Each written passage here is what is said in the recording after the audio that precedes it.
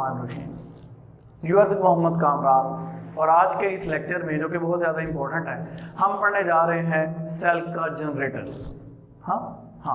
Cell का generator से मुराद है पावर हाउस ऑफ सेल, जो सेल को एनर्जी प्रोवाइड करता है। यूकैरियोटिक सेल की बहुत ही इंपॉर्टेंट ऑर्गेनेली जिसका नाम है माइटोकॉन्ड्रिया। इसको माइटोकॉन्ड्रिया क्यों कहते हैं, इसका फंक्शन क्या है, स्ट्रक्चर कैसा है और ये है क्या, आज के इस लेक्चर में हम पढ़ने जा रहे हैं। So stay connected and let's start our lecture. So starting the lecture about from the history की अगर बात करें इस माइटोकॉन्ड्रिया की, जो कि आपको इस वक्त नजर आ रही है, तो सबसे पहले एक साइंटिस्ट था कोलिकर, 1857 में उसने इसको डिस्कवर किया। बाद में एल्टमैन एक साइंटिस्ट था, उसने इसको नाम दे दिया bioblast. Bio mean like, blast mean producing और ब्लास्ट मीन ओरिजिनेटिंग। तो क्या हुआ, उसने कहा ये वो ऑर्गेनेली है जिससे लाइफ पैदा होती है, लाइफ की इब्तिदा होती है, लाइफ को सपोर्ट करती है। बाद में एक साइंटिस्ट जिसे बेंडा या बेंदे कहते हैं, उन साइंटिस्ट ने इसको नाम दे दिया माइटोकॉन्ड्रिया। और माइटोकॉन्ड्रिया नाम क्यों दिया गया, उसकी वजह ये थी कि माइटोकॉन्ड्रिया नाम देने की वजह ये थी, लफ्ज माइटो का मतलब थ्रेड है और कॉन्ड्रिया का मतलब वेजिकल है। असल में जब हम इनको माइक्रोस्कोप में देखते हैं, और कौन से माइक्रोस्कोप में, कंपाउंड माइक्रोस्कोप में, ये तो इलेक्ट्रॉन माइक्रोस्कोप में इसकी डायग्राम है। कंपाउंड माइक्रोस्कोप में ये हमें ऐसे दिखाई देती हैं, जैसे कोई थैलियां हो, वेजिकल्स, जैसे कोई ट्यूबुलर स्ट्रक्चर हो, या जैसे कोई थ्रेड लाइक स्ट्रक्चर हो। ये तीन तरह के स्ट्रक्चर आपको देखने में मिलते हैं। Either these may be like the vesicles, थैलियों की तरह हो सकते हैं, they may like the rods and ultimately they may be like the filaments, धागों की तरह हो सकती हैं। तो ये इनकी शेप की वजह से इनका नाम पड़ गया थ्रेड माइटो। कॉन्ड्रिया कहते हैं ग्रैन्यूल्स को, क्योंकि ये आपको vesicle like, vesicle mean granule और माइटो मीन वेजिकल, यहाँ पर कॉन्ड्रिया को रिप्रेजेंट कर रहा है और माइटो यहाँ पर थ्रेड को रिप्रेजेंट कर रहा है। तो इनका नाम क्या पड़ गया, थ्रेड वेजिकल्स। डियर स्टूडेंट, अगर बात करें इनके नंबर्स की, तो नंबर्स की बात करें, number vary cell to cell. Number depend upon the need of the cell. दिमाग के सेल को, न्यूरॉन के सेल को बहुत ज़्यादा एनर्जी चाहिए, तो अल्टीमेटली बहुत ज़्यादा नंबर ऑफ माइटोकॉन्ड्रिया चाहिए।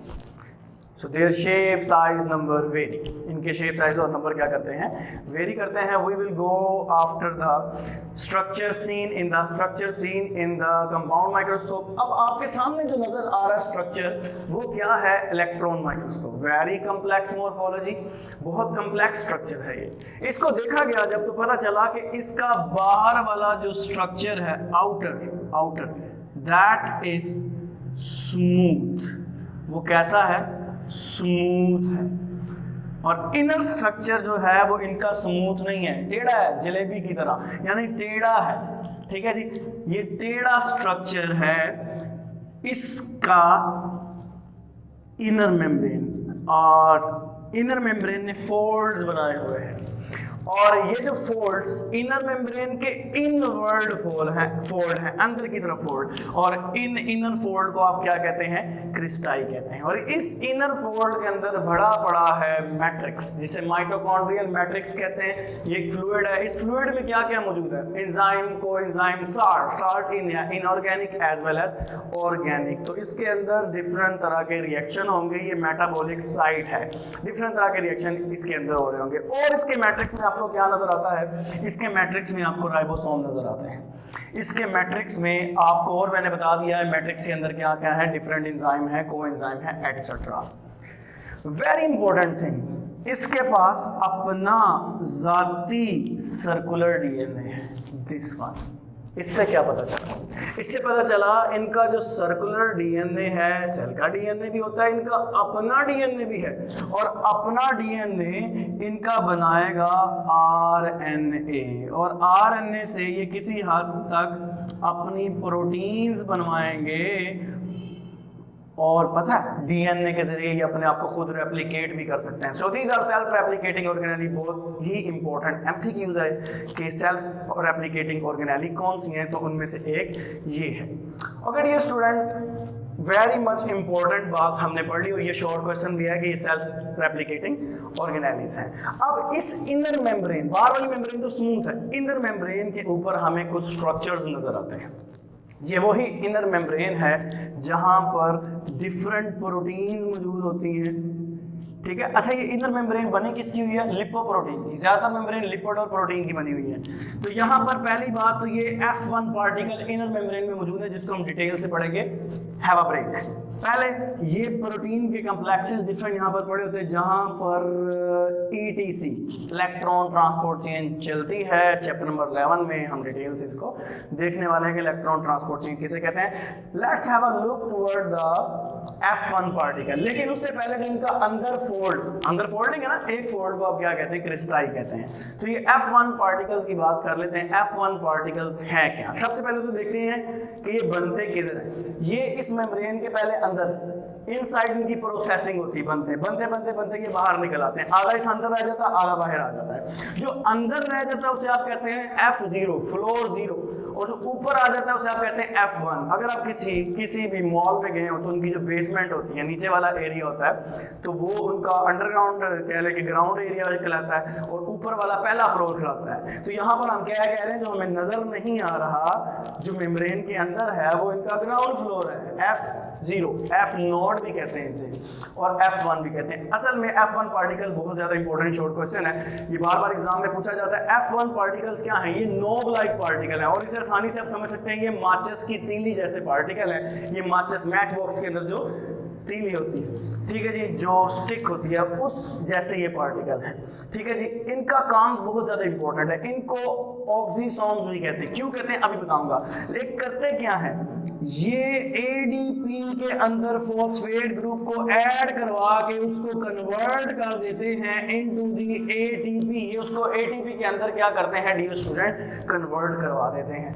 और इस दौरान इनको ऑक्सीजन की जरूरत होती है, इसलिए इनको क्या कहते हैं? ऑक्सीसोम्स कहते हैं। इसी वजह से इनको पावर हाउस ऑफ सेल भी कहते हैं, जिसको आगे थोड़ा सा हम दोबारा देखेंगे। तो डियर स्टूडेंट, ये थे इनके F1 पार्टिकल। बहुत इंपॉर्टेंट है ये F1 पार्टिकल, और आप इसे ATPase भी कहते हैं। ATPase वो एंजाइम है जो ATP की क्या करवाता है? सिंथेसिस करवाता है। कमिंग टुवर्ड द फंक्शन, तो फंक्शन के अंदर याद रखिएगा ये power house of the cell है, सेल को ATP प्रोवाइड करता है, और डिफरेंट रिएक्शन की मेटाबॉलिक साइड है। Let's have a look side of the metabolism. Metabolism में क्रेब्स साइकिल डिटेल में पढ़ेंगे चैप्टर नंबर 11 में। Let's have a wait, just continue, just remember the name. इनके नाम याद रखें बस। एरोबिक रेस्पिरेशन, ठीक है जी, रेस्पिरेशन की एक टाइप है, इसको आप सेलुलर रेस्पिरेशन भी कहते हैं, जो सेल के लेवल पर रेस्पिरेशन होती है। और फैटी एसिड मेटाबॉलिज्म, फैट्स की मेटाबॉलिज्म, ये सारी कहाँ हो रही होती है? Into the mitochondria. ऐसा क्यों होता है? मैंने अभी इतना बड़ा ज्यादा चीजें बताई थी। मैट्रिक्स के अंदर क्या क्या होता है, एंजाइम, कोएंजाइम, देन साल्ट्स के अलावा फिर ऑर्गेनिक एंड इनऑर्गेनिक साल्ट। तो ये सारे कहाँ मौजूद थे? इस मैट्रिक्स के अंदर। तो यहाँ पर डिफरेंट रिएक्शन हो रहे होंगे, तो इसलिए क्या है? Site for the metabolic processes. मेरा ख्याल है राइबोसोम के मैंने आपको बता दिया, नहीं बताया था, पूरी वीडियोस पर बनी पड़ी है। इनके अपने राइबोसोम जो कि इनकी प्रोटीन सिंथेसिस में क्या होते हैं? काम आते हैं। तो RNA प्रोटीन बनवाते हैं, राइबोसोम के थ्रू ही बनवाते हैं। हमने अभी बात की थी यहाँ पर इस स्टेप पर हमने क्या की थी? बात की थी। और दूसरा फंक्शन क्या है? ये पावर हाउस ऑफ सेल है। ये करते क्या है? जब आप कोई फूड खाते हैं, फूड एक ऑर्गेनिक कंपाउंड है, OC ऑर्गेनिक, ये उस फूड में से एनर्जी निकालते हैं, एनर्जी निकाल कर उसको ATP में स्टोर कर लेते हैं। ऐसा क्यों? अच्छा, जो फूड में से एनर्जी निकलती है ना, उस एनर्जी को यूज कर लिया जाता है। ADP क्या है? ADP क्या है? आप कहते हैं यूज्ड फॉर्म ऑफ एनर्जी। जब सेल एनर्जी को यूज कर लेता है तो ATP ADP में बदल जाता है, और usable form of energy ATP है। वो कैसे बनती है? ADP को दोबारा ATP में बदल के, और इसके लिए आपको एनर्जी चाहिए। एनर्जी स्टोर होगी तो आपको मिलेगी ना। तो एनर्जी स्टोर आप कैसे करते हैं? फूड आप खाते हैं, सेलुलर लेवल पर उस फूड से एनर्जी निकाली जाती है, उसको स्टोर कर लिया जाता है एटीपी की शक्ल में। और ATP is the instant source of energy, इसे सेल एनर्जी करेंसी भी कहते हैं। तो ज़हन में आ सकता है कि फूड से डायरेक्ट एनर्जी क्यों नहीं लेता कोई सेल, इसलिए नहीं लेता, फूड स्टेबल होता है और एटीपी अनस्टेबल होता है। क्या पता कब हंगामी सूरत हाल में एनर्जी की जरूरत ज़्यादा पड़ जाए और एटीपी की जरूरत ज़्यादा पड़ जाए, इसलिए ये इंस्टेंट सोर्स ऑफ एनर्जी ज़्यादा से ज़्यादा बॉडी के अंदर बनाकर रखा जाता है ताकि वक्त ज़रूरत काम आ सके। So this is the main function of this organelle. हमने इसको ज़्यादा हाई लेवल की डिटेल से तो नहीं पढ़ा, पर आपकी क्लास के लिए ऐसे पढ़ ली, होपफुली आपको ये लेक्चर समझ आया होगा। अगले लेक्चर में मिलेंगे, अपना ख्याल रखिएगा, अल्लाह हाफिज़।